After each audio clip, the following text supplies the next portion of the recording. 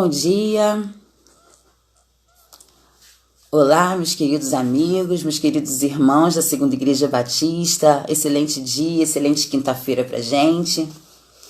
A quinta-feira já começou para muitas pessoas já estão até no caminho do trabalho, outras pessoas estão acabando de organizar as coisas em casa para sair, para trabalhar, outros vão estudar, já estão na escola, né, colocando o filho para ir para a escola ou para acessar a aula online.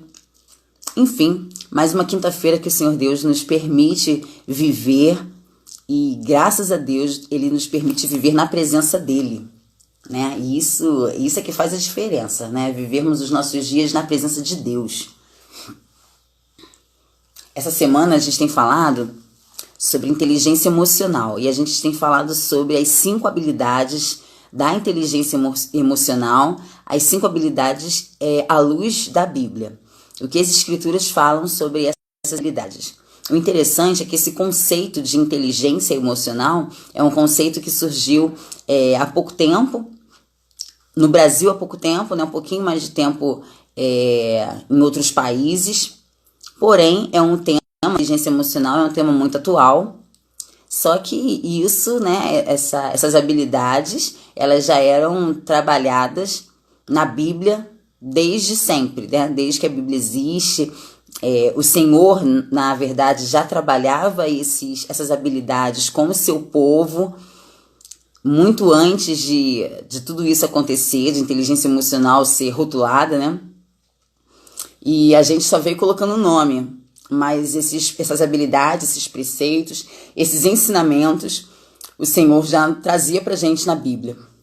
E a gente já podia realmente já se desenvolver nessa habilidade através da Bíblia.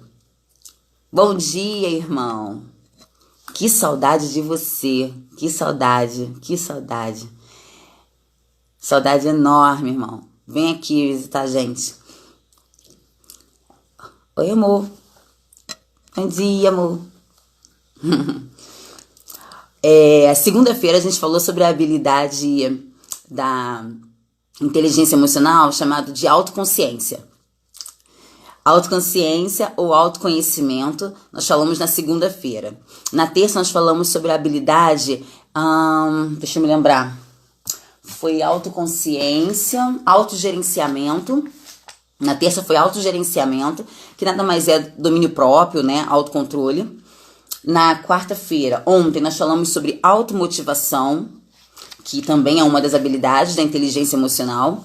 E hoje a gente vai falar da quarta habilidade da inteligência emocional, que é a empatia. A empatia, que é aquela habilidade da gente se colocar no lugar do outro. Se colocar no lugar do outro no sentido de perceber, sentir da maneira como o outro está sentindo. Isso é uma habilidade, porque normalmente, o natural, a gente sente aquilo que está na nossa carne, né? Eu estou sofrendo, eu choro com o meu sofrimento.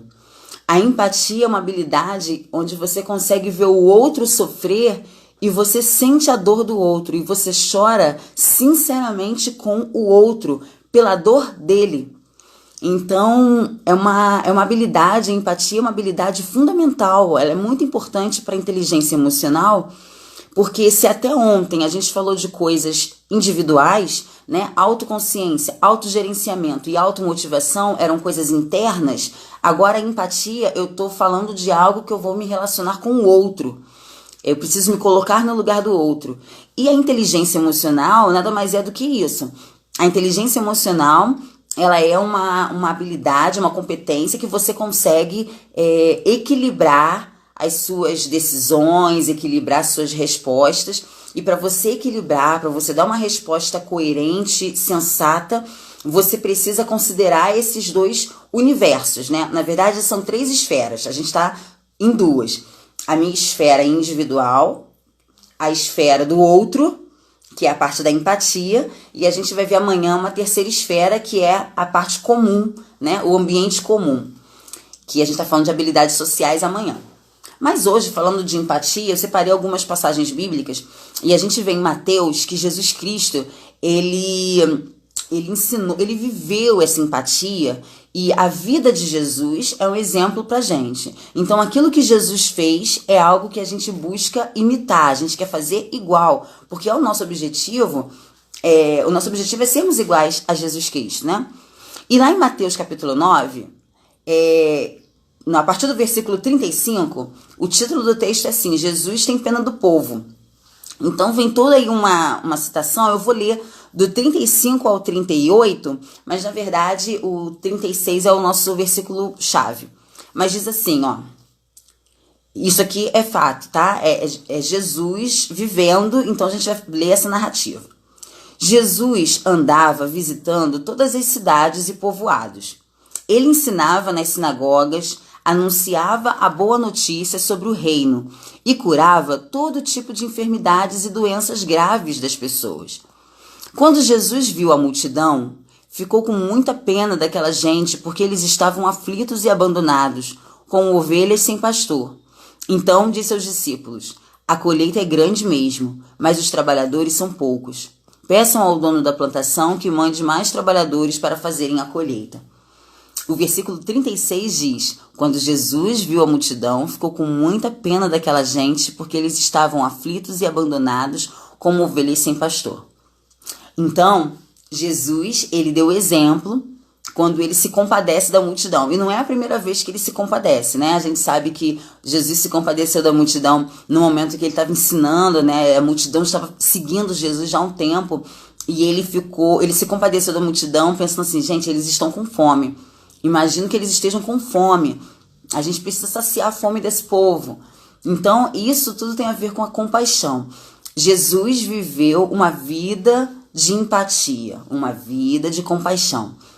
Porque a cada pessoa que passava por Jesus e que ele via o sofrimento da pessoa, seja um sofrimento físico, como a gente, né, sabe de pessoas que Jesus curou, né, voltou à visão, pessoas que não andavam e voltaram a andar, vários milagres que Jesus realizou, de multiplicação dos pães. Além desses milagres, a gente sabe, porque está escrito na Bíblia, dos milagres que Jesus realizou, porque ele teve empatia, porque ele viveu a empatia, né? Ele se colocou no lugar do outro que estava sofrendo. Lembra quando Jesus Cristo foi ressuscitar Lázaro? Chamaram Jesus: Lázaro, o seu amigo, ele está morto, venha rápido. E ele foi em direção à casa de Lázaro, Marta e Maria. Ele já sabia o que ele ia fazer. Já estava nos planejamentos de Jesus ressuscitar Lázaro. Ele já sabia que ele ia fazer isso. Mas quando ele chegou ao local e ele viu Marta, Maria chorando, e ele viu o corpo do amigo dele ali, mesmo sabendo que ele iria ressuscitar Lázaro, ele chorou. Por que ele chorou?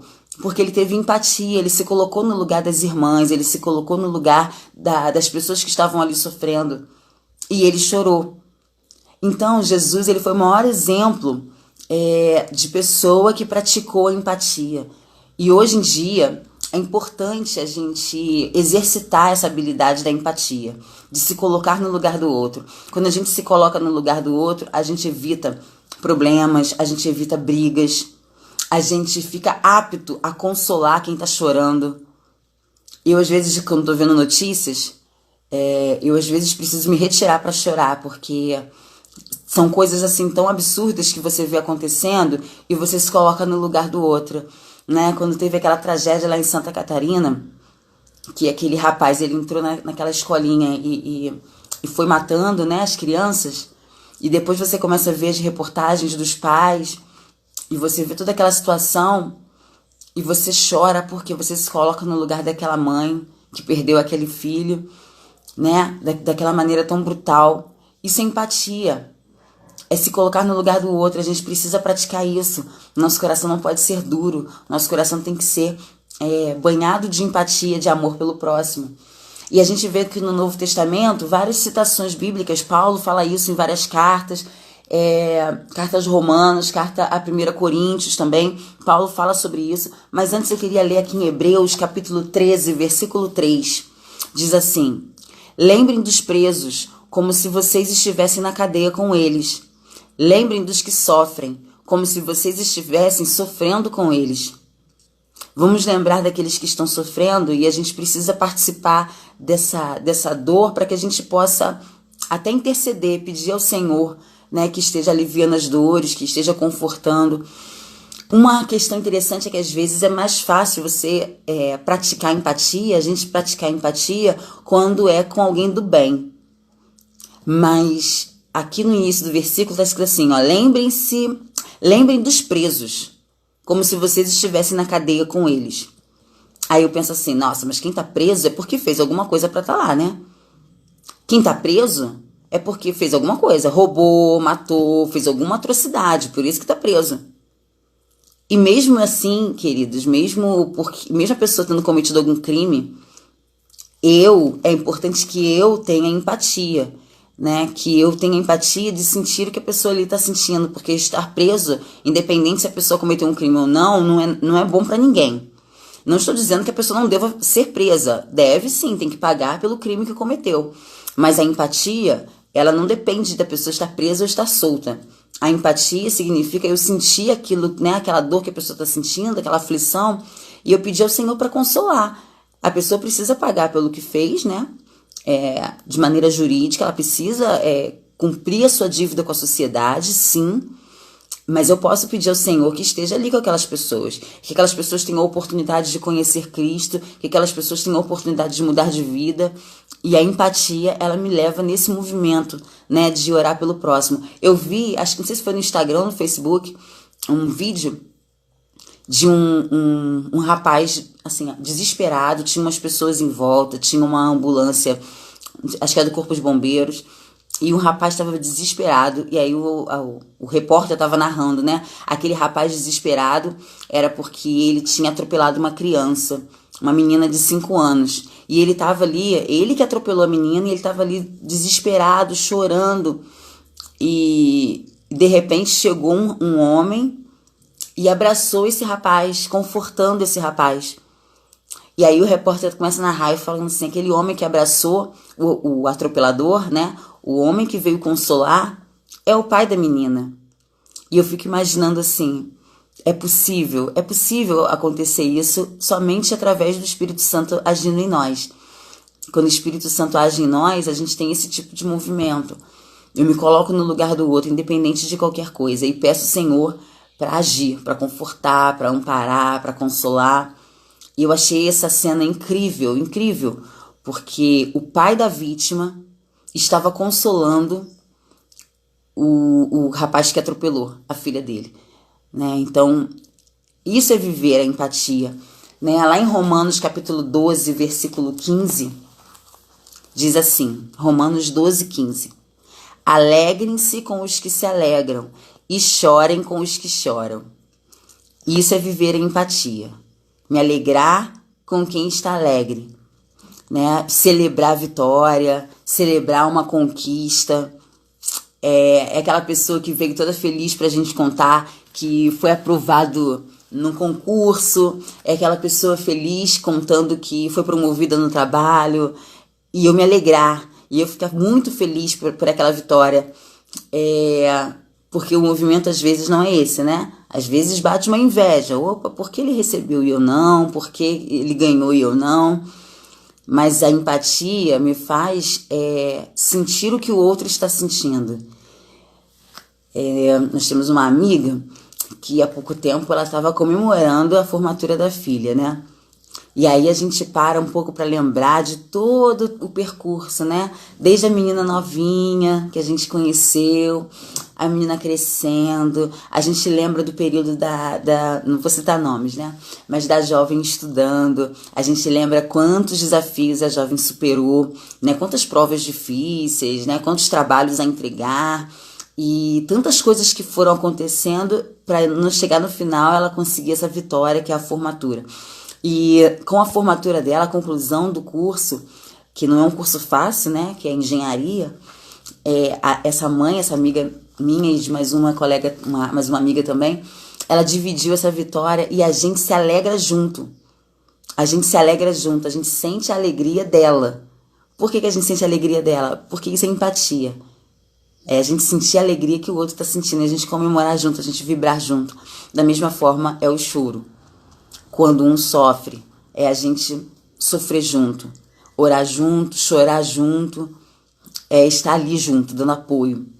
E tem mais um versículo que eu queria separar aqui, é 1 Coríntios capítulo 12, versículo de 25 e 26, diz assim: desse modo não existe divisão no corpo, mas todas as suas partes têm o mesmo interesse umas pelas outras. Se uma parte do corpo sofre, todas as outras sofrem com ela. Se uma é elogiada, todas as outras se alegram com ela. Então, isso quer dizer que se o meu irmão está alegre, é importante que eu me alegre com ele, porque ele faz parte do mesmo corpo. Nós somos o corpo de Cristo. Então eu me alegro também, eu celebro também, né? Eu vibro a vitória também, eu agradeço a Deus também. Se o meu irmão está triste, se o meu irmão precisa de amparo, está sofrendo, a gente sofre junto, porque nós somos corpo. Não tem como você machucar o dedo e você não sentir dor, né? Você sente dor. Às vezes a gente machuca o dedo e tem até febre. Por quê? Porque o dedo, ele faz parte do corpo. Então, é normal você machucar um dedo e o seu corpo todo sentir. Esse o movimento. Se nós somos o corpo de Cristo, se uma parte desse corpo está sofrendo, se tem um irmão passando por uma prova, se tem um irmão que está no vale, né, que é um termo que a gente usa, né? Se tem um irmão que está sofrendo, acaba que a gente sofre junto. E a gente sofre junto, e a gente sofre, a gente chora, e a gente intercede. E a gente fala, irmão, vamos juntos. Eu tô com você, o meu coração é um contigo, porque nós somos o mesmo corpo, né? Então, a empatia, essa é a palavra que a gente está falando hoje. A empatia, ela é uma das 5 habilidades da inteligência emocional. Quando eu consigo desenvolver, quando eu consigo viver a empatia, primeiro, por ser um princípio cristão, né? O Senhor fala pra gente isso desde o Velho Testamento, né? Nos mandamentos, que a gente tem que amar ao próximo como a nós mesmos. Amar ao próximo como a nós mesmos é isso aí. Da mesma forma, é na mesma intensidade, é sentir, é vibrar do mesmo jeito, né? Desde o Velho Testamento ele vem falando isso. Quando eu pratico a empatia, eu desenvolvo a empatia e eu coloco isso em prática, eu consigo ampliar um pouco mais a minha percepção, a minha análise. Porque naqueles primeiros 3 passos, autoconsciência, autogerenciamento e automotivação, eu estou olhando internamente. A empatia me faz olhar o externo, eu estou ampliando o meu campo de visão. E essa questão de ampliar o campo de visão é que vai me dando o equilíbrio que a inteligência emocional proporciona. Eu tenho que tomar uma decisão, tomar uma atitude, dar uma resposta, não considerando só o eu tenho que considerar o outro também, porque eu preciso fazer esse equilíbrio, e eu preciso analisar dessa forma, para então estar sensata, sóbria o suficiente para tomar uma decisão com maior inteligência emocional. Então a gente está na 4ª habilidade hoje, empatia. Amanhã a gente vai falar a última habilidade da inteligência emocional, que são as habilidades sociais. Vamos orar então, pedindo a Deus que esteja abençoando o nosso dia, para que a gente possa viver de fato a empatia. Oremos.